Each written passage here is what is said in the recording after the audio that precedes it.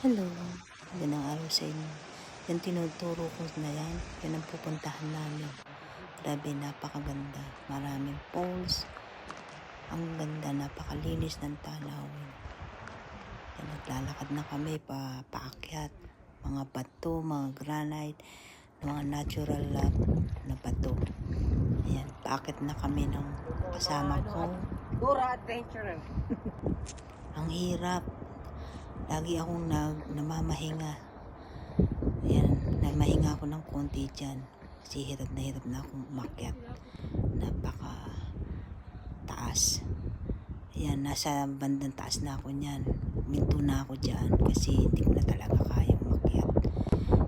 Mula sa hinantuan ko, another 1 hour. Sabi ng mga taong nakarating doon, very difficult daw.